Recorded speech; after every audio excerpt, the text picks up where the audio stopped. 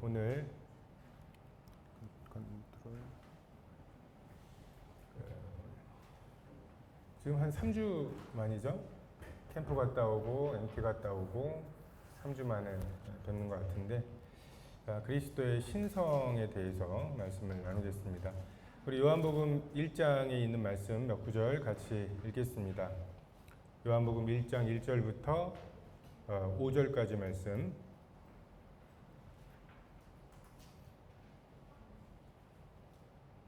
요한복음 1장 1절에서 5절입니다. 같이 읽겠습니다. 시작. 태초에 말씀이 계시니라. 이 말씀이 하나님과 함께 계셨으니 이 말씀은 곧 하나님이시니라. 그가 태초에 하나님과 함께 계셨고 만물이 그로 말미암아 지은 바 되었으니 지은 것이 하나도 그가 없이는 된 것이 없느니라. 그 안에 생명이 있었으니 이 생명은 사람들의 빛이라. 빛이 어두움에 비추되 어둠이 깨닫지 못하더라.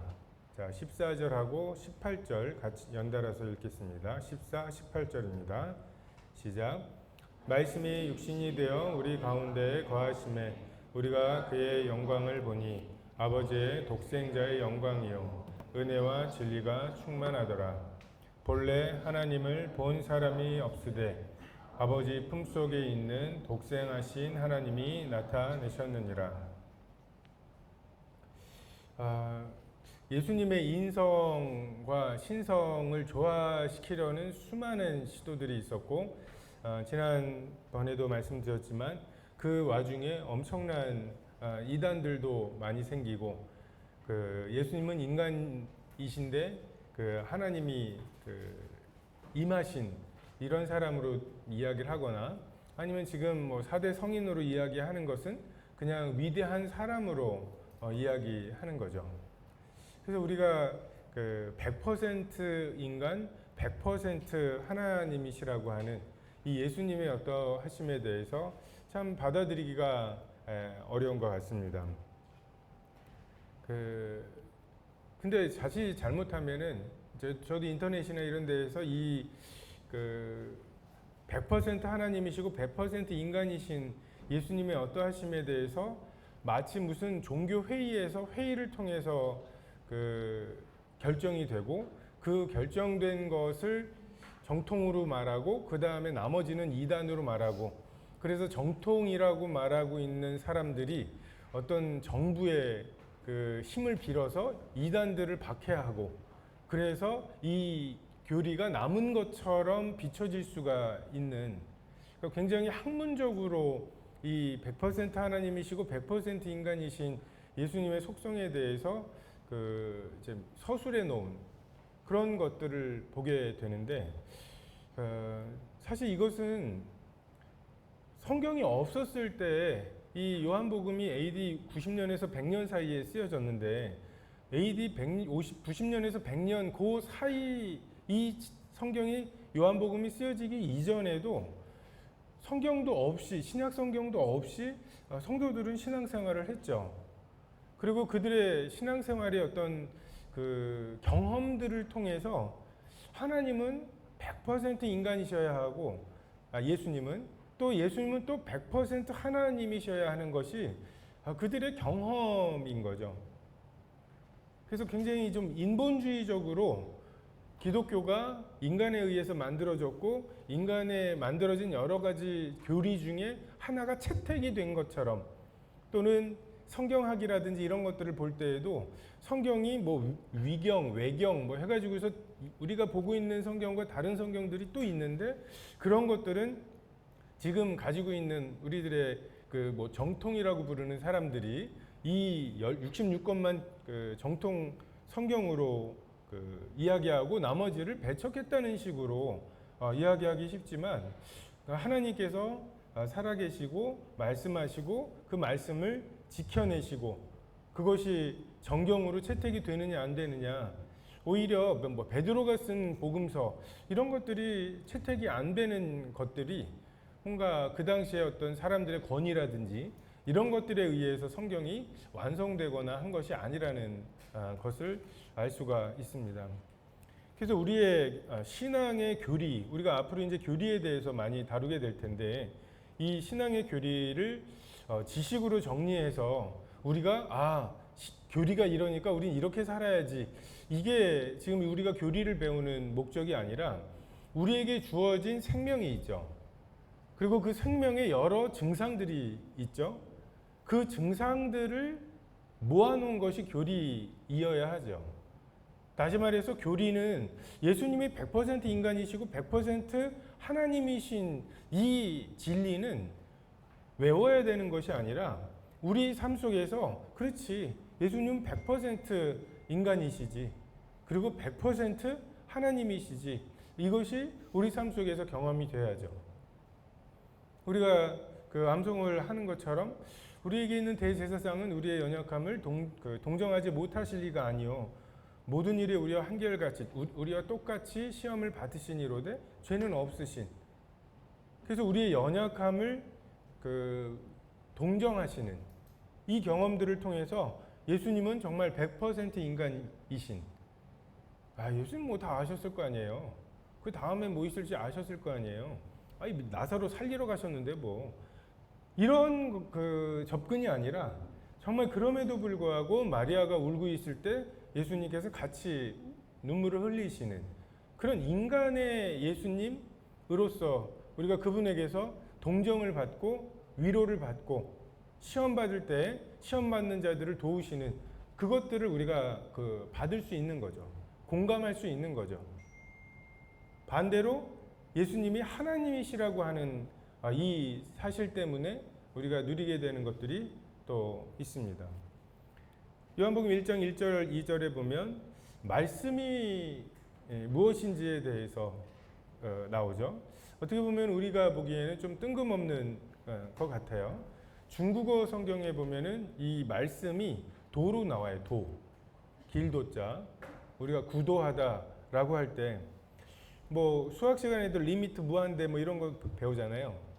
정말 무한한 시간과 무한한 이전, 우리가 그 사이에 끼어 있는 우리에게 있어서 정말 그 무한한 시간에 시작이 있는가 또는 끝이 있는가 라고 하는 것에 대한 궁금증이 있고, 그것에 대해서 생각해 보는 게 우리에게 있는 뭔가 철학인 것 같아요.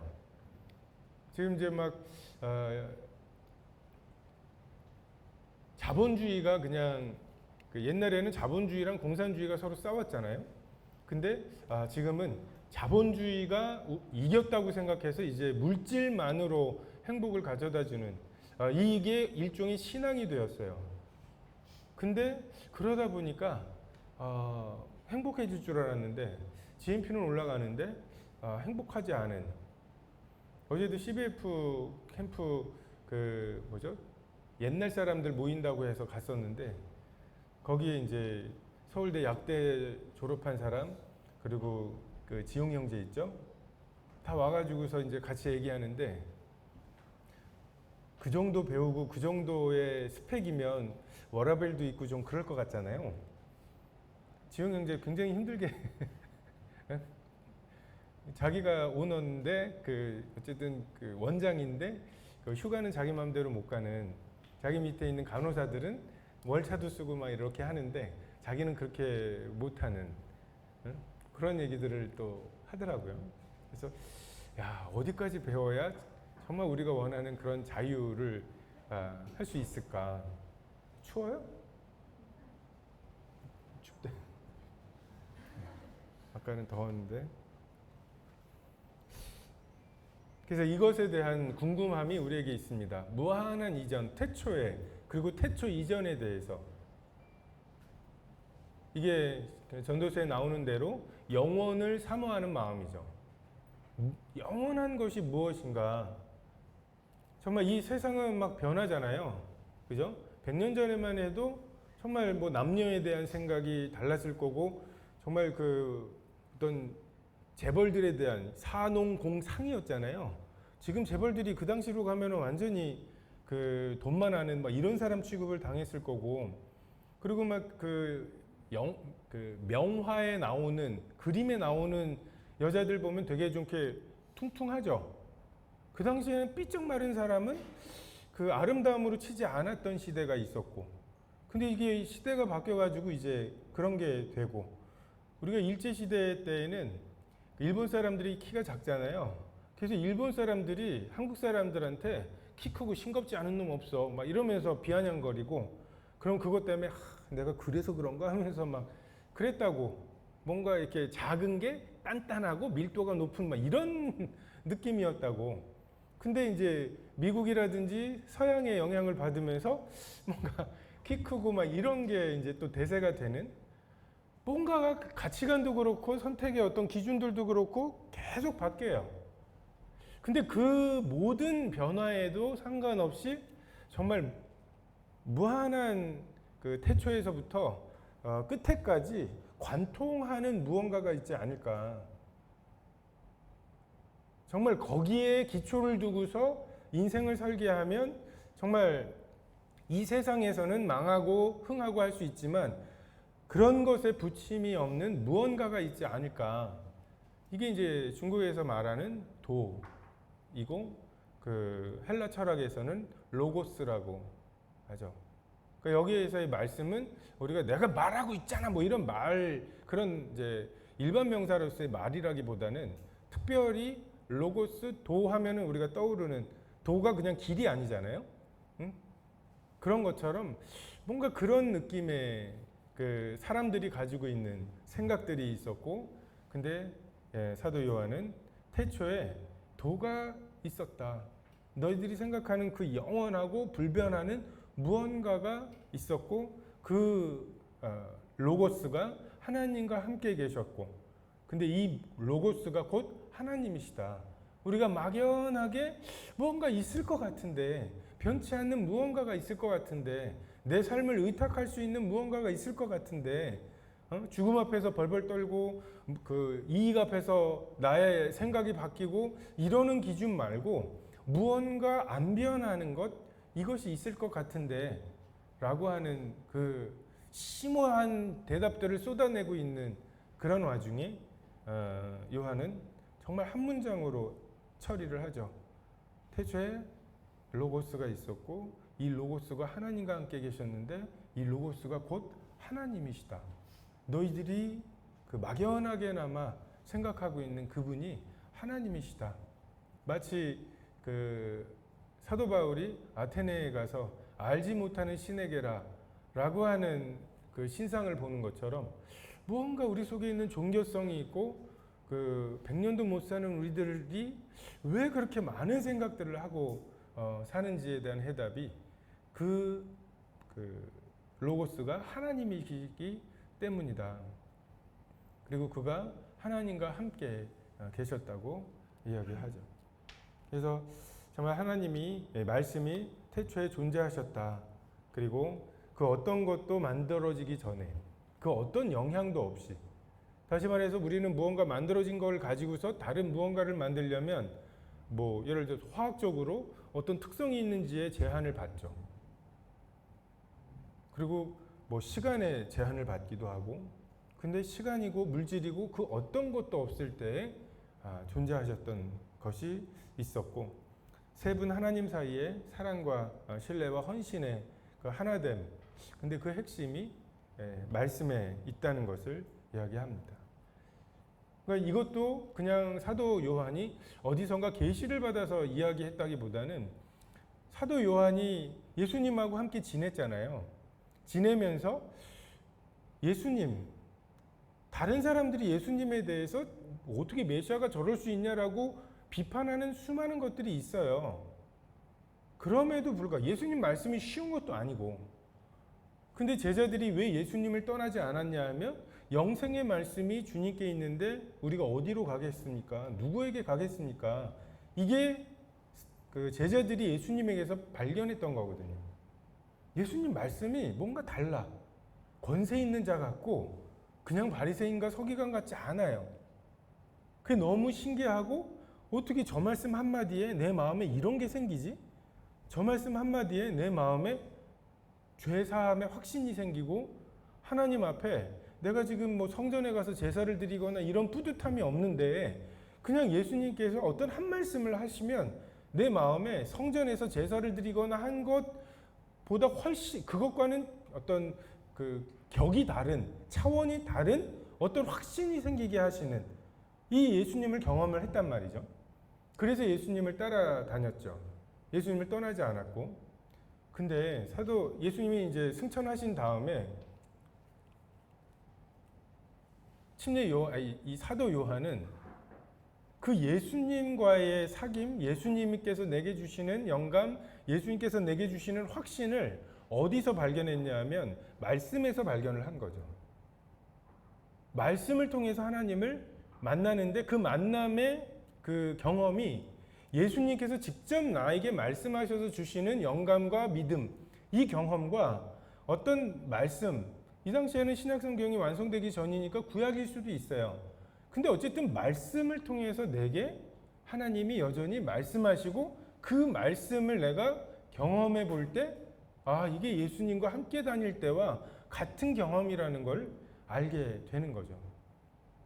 서론에서 말씀드렸던 의 교리는 외워야 할 교리가 아니라 해야 하는 교리고, 우리가 경험한 것들을 정리한 것이 교리이어야 한다는 말의 의미입니다.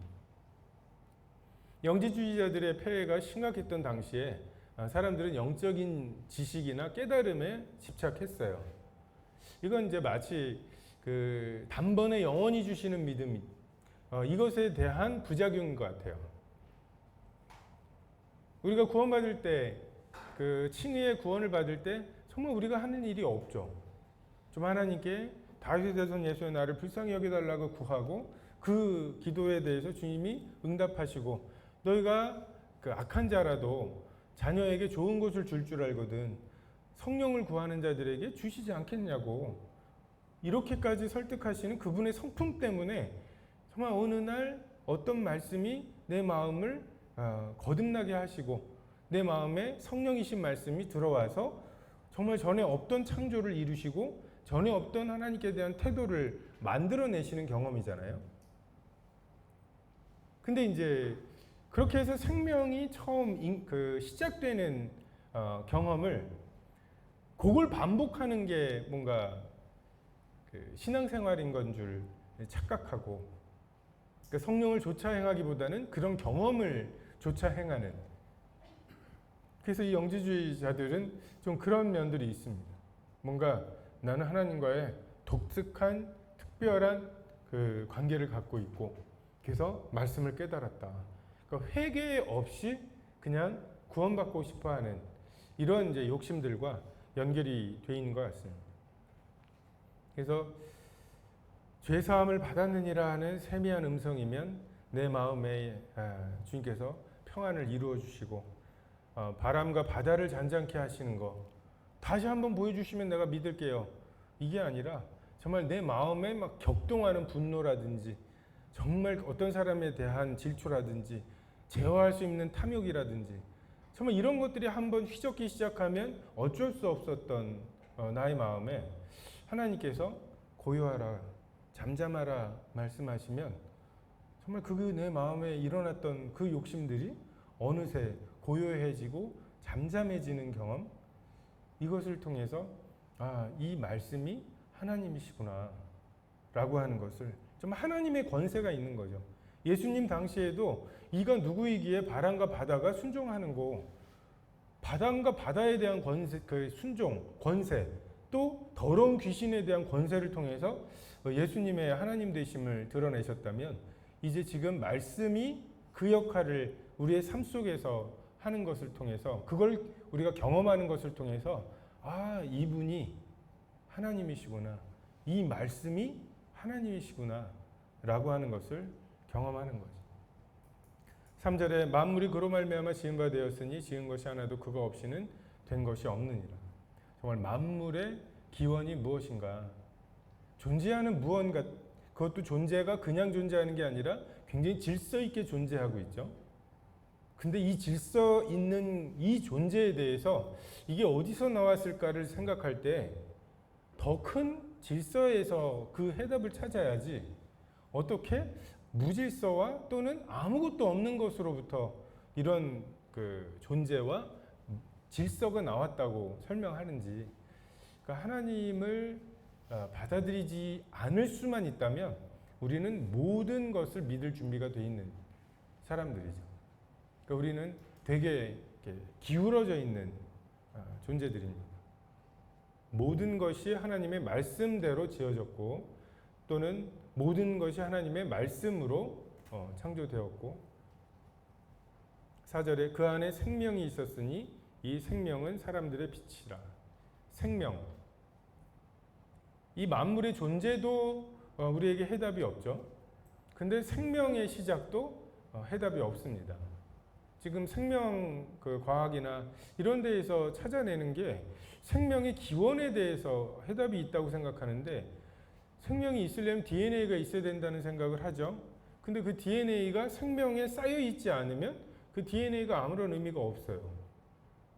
그러니까 처음에 닭만 있었으면 그 알만 있었으면 그 알을 품어줄 닭이 없으니까 닭이 되지 못하는 거죠. 근데 처음부터 그러면 닭이 있어야 되는 모순이 있는. 그러니까 진화가 됐으면 진화가 뭔가 이렇게 진행이 되는 것처럼 돼야 되는데 그렇지 않은 시작이 있고 반드시 시작이 있어야 되는 이런 이제 그 한계에 도달했죠. 그래서 과학이 굉장히 많은 것에 대한 질문에 대답을 하는 것처럼 보여도 그 무에서 유가 어떻게 나왔는지, 유에서 생명이 어떻게 나왔는지, 그 생명 중에서 어떻게 인간이 나왔는지에 대해서 그 100년 전, 2000년 전, 지금 그 질문에 대한 해답은 조금도 나아진 것이 없습니다. 그래서 그 안에, 그 말씀 안에 생명이 담겨 있다고. 예수님께서도 그 오병이어의 기적으로 배부른 사람들이 예수님을 왕 삼으려고 할 때 예수님께서 그들에게 정말 답답한 심정이셨을 것 같아요. 야, 내가 너희에게 이른 말이 영이고 생명이라고. 내가 너에게 하고 있는 말들, 니네는 저 말씀 빨리 끝나야 오병이어 기적을 볼 텐데 그 기적을 봐야 내가 막 믿음이 생길 텐데 뭔가 하나님과의 사귐이 생길 텐데 그러면서 막 그게 어떻게든 빨리 좀 때우고 그래 뭐 그 기적을 보려면 저런 말씀들도 뭐 참고 들어야지 하면서 그냥 무의미하게 생각하고 정말 크게 생각하는 이런 사람들에게 너네들은 이게 니네들에게 믿음을 주고 니네들에게 생명을 주는 정말 보리떡 5개와 물고기 2마리가 그렇게 많은 사람을 먹이고도 그렇게 많이 남는 것을 경험하는 것, 그건 예수님에 대한 신뢰를 굉장히 크게 만들어줄 것 같은, 그 정도를 보고 나면 내가 예수님에 대해서 확신을 하게 될 수 있을 것 같이 우리는 생각하지만 예수님은 아니라고 말씀하시죠. 여러분이 아침에 읽는 그 말씀, 그게 오병이어의 기적보다 더 여러분의 마음에 생명을 만들어내고 믿음을 만들어내는, 하나님이 설계를 아셔요. 사람 가장 깊은 곳까지 들어가는 게 뭔지, 말이죠, 말. 그 말은 안 들은 걸로 하면 할수록 더 커지는, 뚜렷해지는 그런 게 있어요. 전에도 말씀드렸나요? 저 대학교 다닐 때 독재 타도 이거를 시위 데모하던 사람들이 아스팔트에다가 써놨어요. 스프레이로 독재 타도 해가지고. 근데 그걸 지워야 되잖아요. 그러면 뭐예요? 까만색으로 지워야죠. 근데 그거를 뭘로 지웠냐면 그 회색으로 된 롤러 있죠. 회색으로 독 이렇게 지웠어요. 그럼 어떻게 돼요? 스프레이로 얇게 써놓은 독재 타도가 그 롤러로 굵게 지워지는. 그 사람이 들은 말을 지우려면 그 들은 내가 뭘 지우려고 하는지를 또 생각을 해야 돼. 그래서 이게 강화가 되는. 사탄도 그렇고 하나님도 그렇고 지금 자기들의 말을, 하나님의 말씀을, 사탄은 자기의 속임수를 우리 마음 깊은 곳에 집어넣으려고 애를 써요. 회사에서 돈 주는 거예요? 그게 우리에게 굉장히 큰 영향을 끼치죠. 아침에 그 시간에 일어나서 그 회사에 가게 되고 그 인간을 참으면서 내가 나에게 맡겨진 일들을 하게 되고 굉장히 많은 것들을 하게 만드는 나에게 큰 변화를 일으키는 것 같잖아요. 근데 말이 내 속에 들어간 것과는 비교가 안 되는 변화예요. 그것은 나의 겉모습만 변화시키는 거죠. 근데 나의 인격, 그러니까 나라고 부르는 무언가를 변화시키는 것은 결국 말이에요. 그러니까 하나님이 우리를 그렇게 지으셨죠.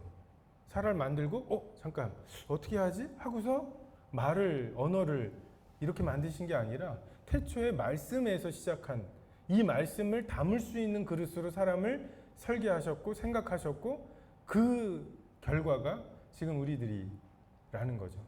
우리들 마음에는 말이 들어가요. 그래서 말 조심해야 돼요. 서로에게 말 조심. 그래서 뭐 그런 말 있잖아요. 여자들 외모에 대해서는 항상 헤드, 해브, PING 뭐 이런 너는 예뻐졌네 이것도 안 된다고 하고 막 그런 말이 어떻게 들어가서 그러면 예전에는 안 예뻤다는 거야? 응? 그런 이제 말 때문에 그 깊이 들어간 말 때문에 일어나는 그 뿌리에서 나오는 어마어마한 열매들이 정말 시간을 또 초월해서 생기기 때문에 우리가 어떤 말을 마음에 심느냐. 그래서 이 타이밍에 또 암송의 중요성을 알게 되죠. 암송하느라고 계속 말씀을 되뇌인 거랑 이거 안 외워져 하면서 지혜가 부족하거든 지혜가 부족한 분들은 지혜를 막 하면서 이제 그걸 외워요. 무의미하게 외우죠. 근데 그게 안 외워지는 상황에서 지혜가 부족하면 지혜를 구하라는 말씀으로 이렇게 자기 말씀으로 또 못하는 경우들이 있죠.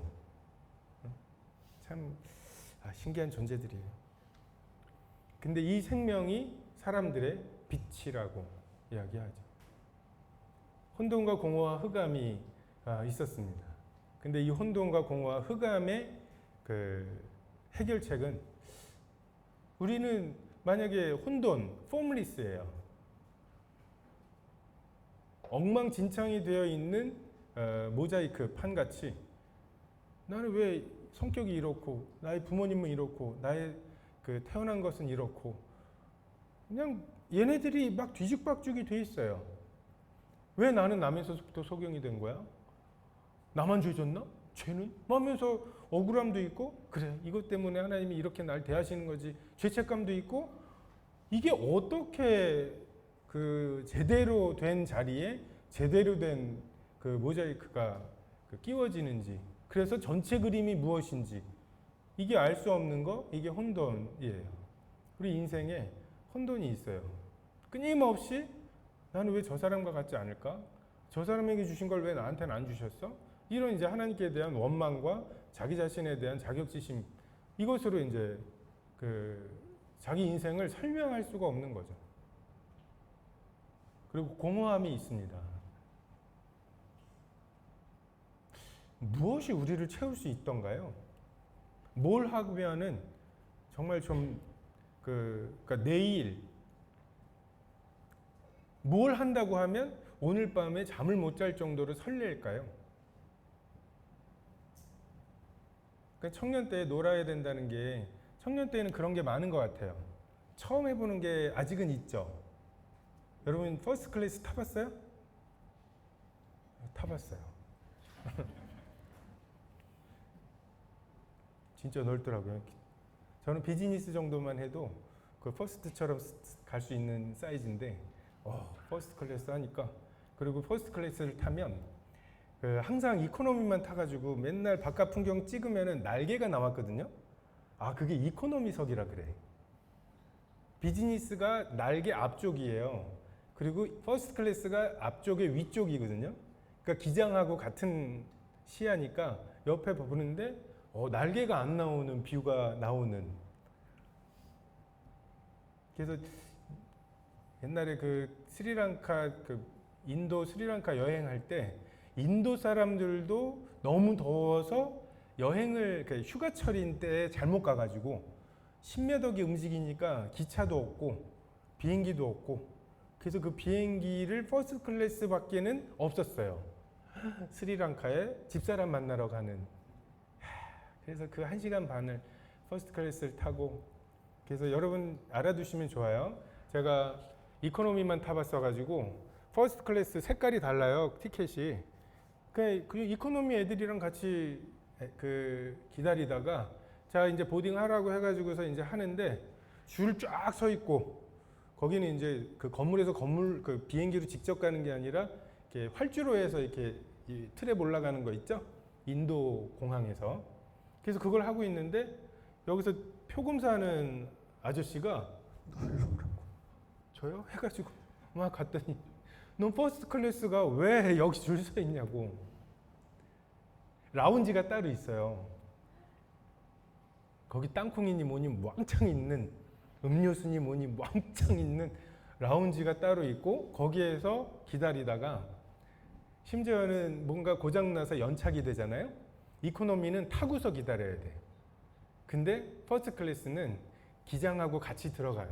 아 이제 다 고쳐졌습니다, 이제 출발하시면 되겠습니다 하면 거기에서 이제 있다가 가는, 그 비싼 퍼스트 클래스를 그 티켓을 사놓고는 이제 올 때는 한번 해봤는데 갈 때 이제, 근데 정말 그런 이제 경험들 설레죠.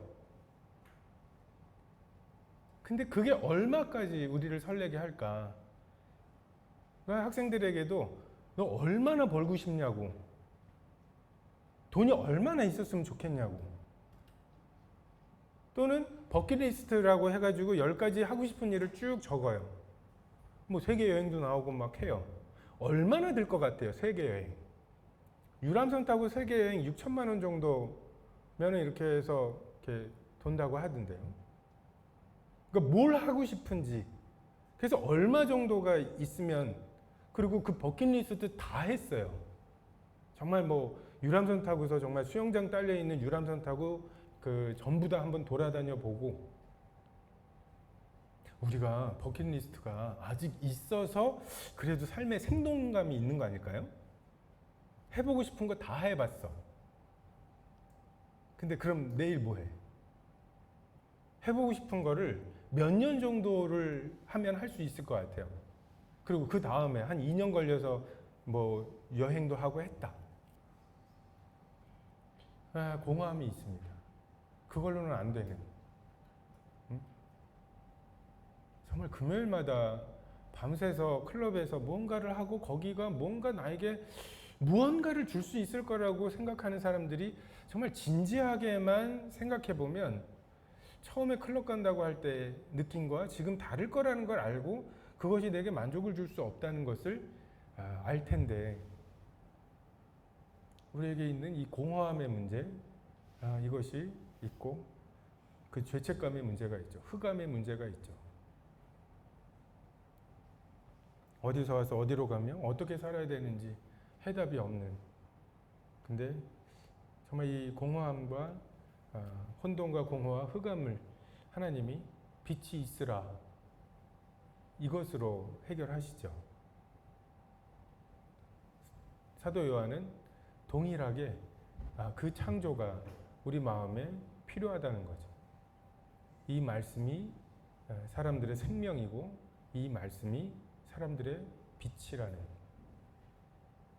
그래서 우리 마음에 이 빛을 통해서 내 인생이 그렇구나, 내가 그런 성격이구나, 그래서 내 MBTI가 이런 거구나 라고 하는 것들에 대한 이제 해답이 되고, 나는 왜 이제 이런 성향일까에 대해서 나의 역할, 교회 내에서 그런 성향이 하는 역할도 있잖아요.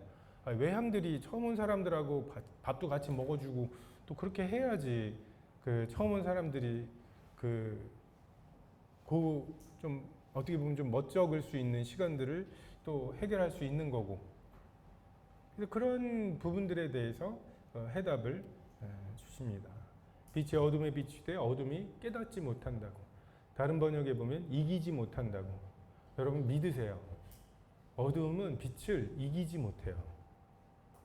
죄책감은 하나님께서 주시는 이 죄사함의 확신을 이길 수 없습니다. 어떻게 보면 굉장히 기울어진 운동장이라고 표현하잖아요. 완전히 사탄의 홍구장에서 싸우는 것 같죠? 사탄은 진리 외에 모든 것을 사용할 수 있어요.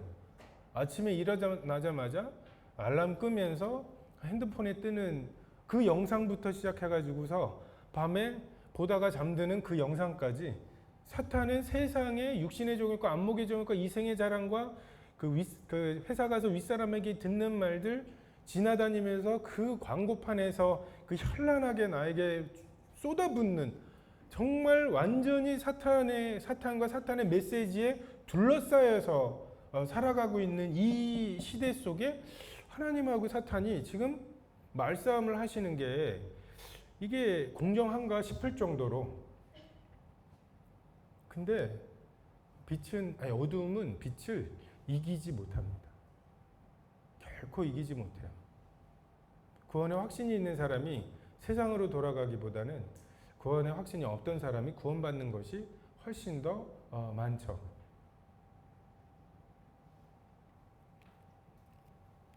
빛과 어두움이 있고 심판의 기준을 드러내십니다. 빛이신 그 하나님. 근데 그 하나님이 이 말씀이라고 하시잖아요. 다시 말해서 이 말씀에 대한 태도, 이것이 우리의 심판의 기준이에요. 우리가 말씀을 정말 하나님으로 대하느냐, 하나님께 대한 경외함으로 이 말씀을 대하는지. 그래서 어떤 목사님은 인터뷰하시는데 자기는 말씀 위에 아무것도 안 놓는데요. 성경 위에 아무것도 안 놓는다고. 미신 같아 보일 수도 있죠. 성경 말씀 자체가 하나님은 아니니까. 근데 그분의 이 말씀에 대한 경외함을 자기는 그렇게 표현한다고.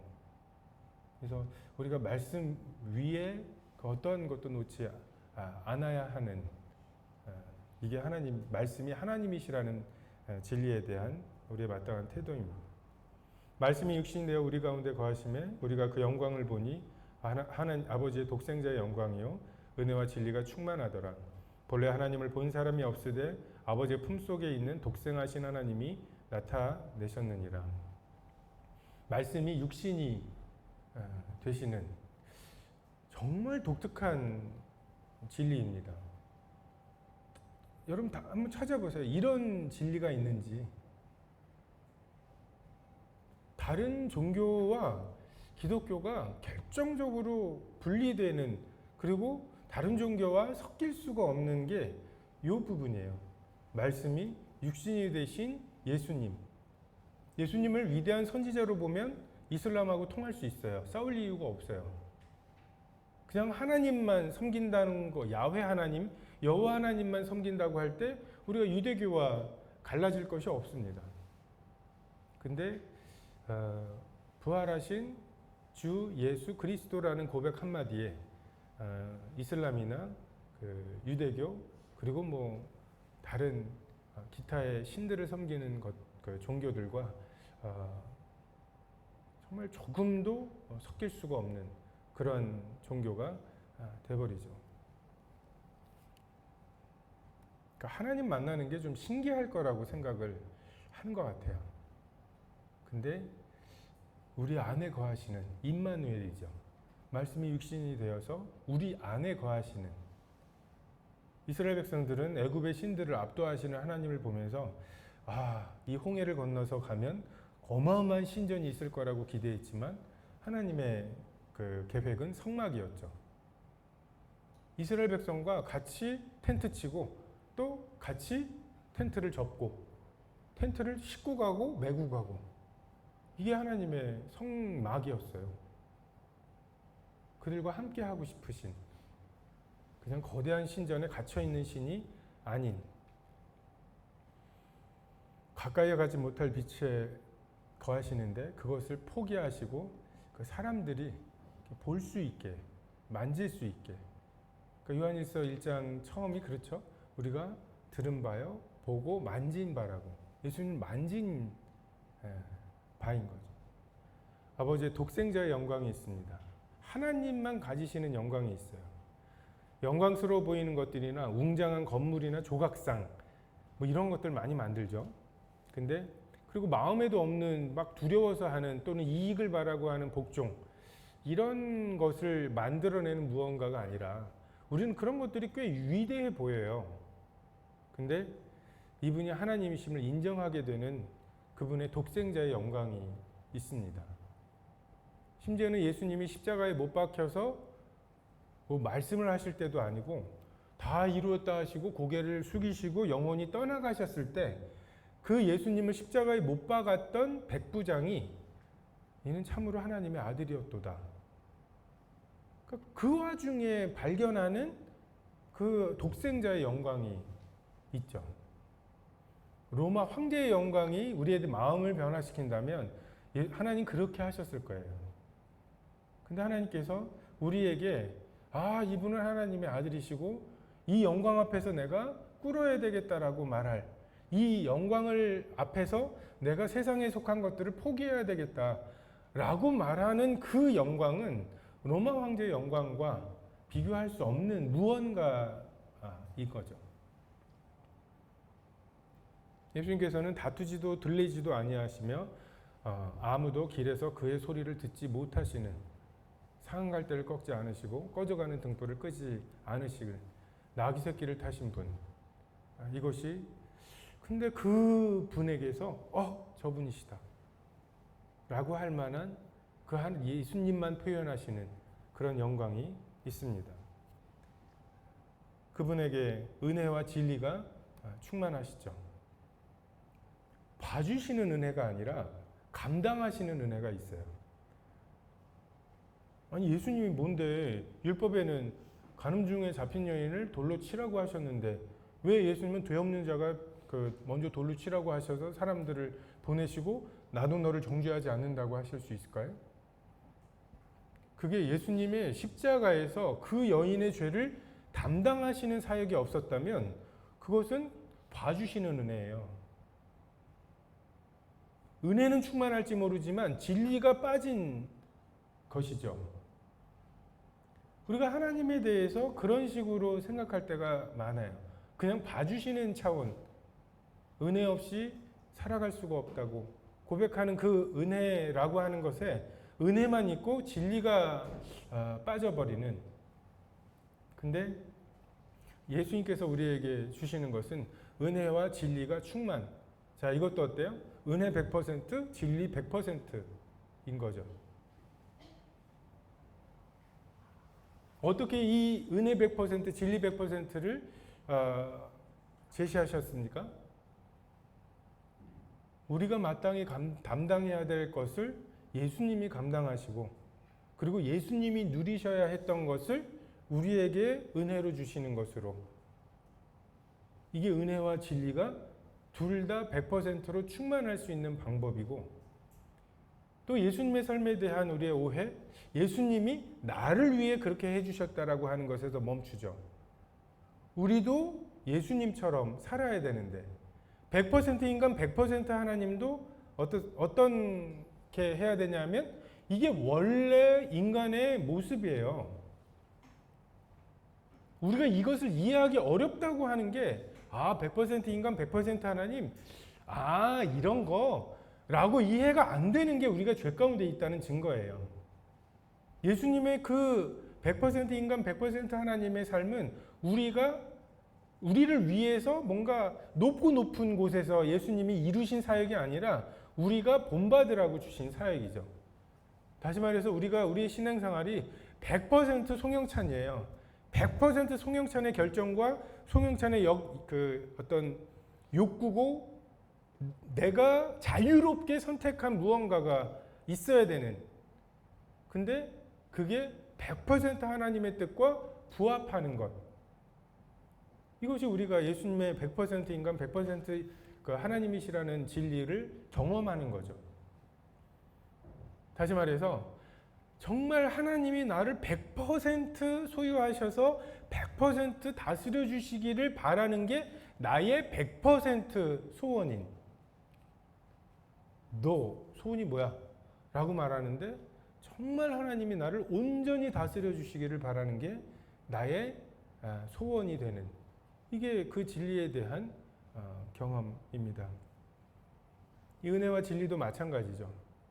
예수님이 나를 위해 담당하시고 나에게 은혜를 베푸셨다는 데에서 끝나는 것이 아니라 우리가 교회에서 또는 그 직장 생활에서 가정에서 쟤 왜 저래?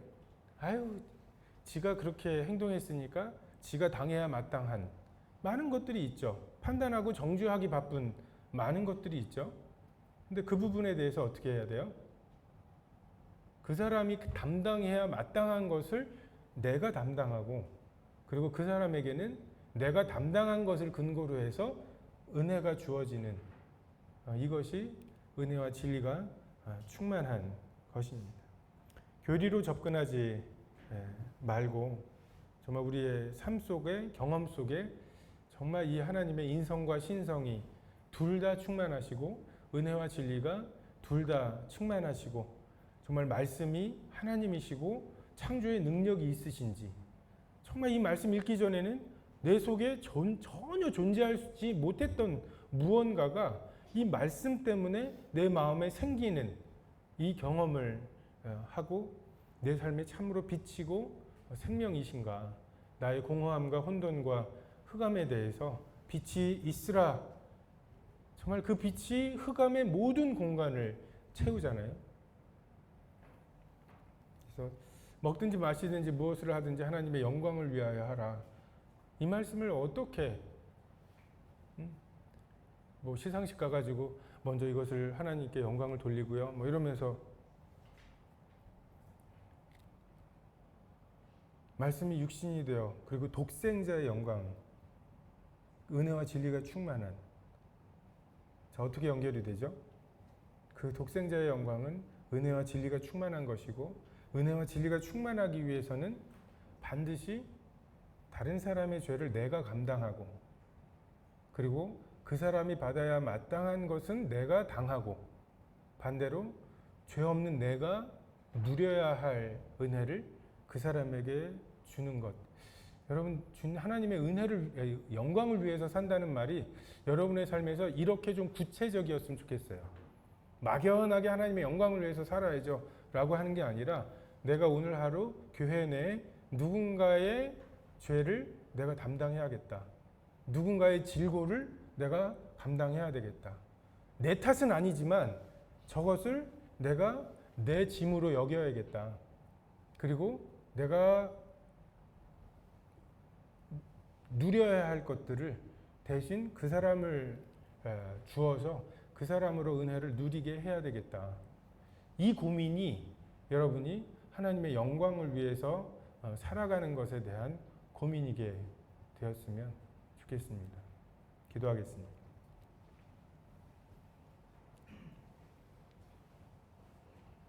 주님께서 우리에게 생명을 주셨습니다.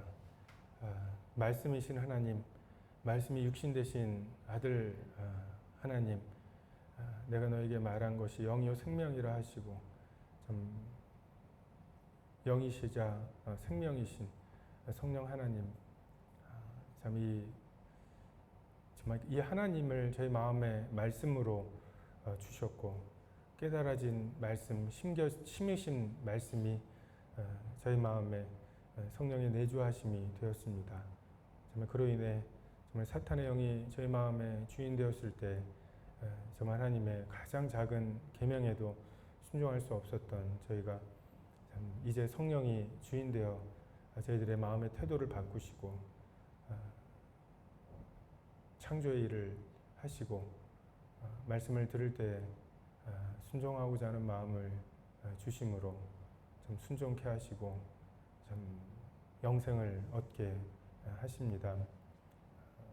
참 주님의 이 삶이 참 저희들에게 이론이 되지 않게 하시고 저희 삶 속에서 정말 경험이 될 수 있도록 도와주시기 원합니다. 감사를 드리며 예수님의 이름으로 기도했습니다. 아멘.